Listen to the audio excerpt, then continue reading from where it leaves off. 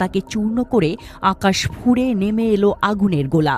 জম্মুর শান্ত প্রান্তর থেকে শুরু করে রাজস্থানের উষ্ণ মরু, পাঞ্জাবের উর্বর ভূমি একযোগে কেঁপে উঠল রহস্যময় শত্রুর হানায়। ভারতের দাবি, পাকিস্তানের ছোড়া তীক্ষ্ণ ক্ষেপণাস্ত্র আর ভারী মর্টারের আঘাতে ছিন্ন ভিন্ন হতে লাগল সীমান্তের জনপদ।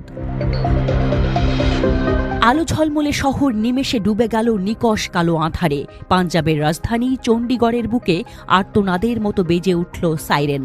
আতঙ্কিত নাগরিকরা দিশাহারা হয়ে ছুটতে লাগলেন নিরাপদ আশ্রয়ের খোঁজে।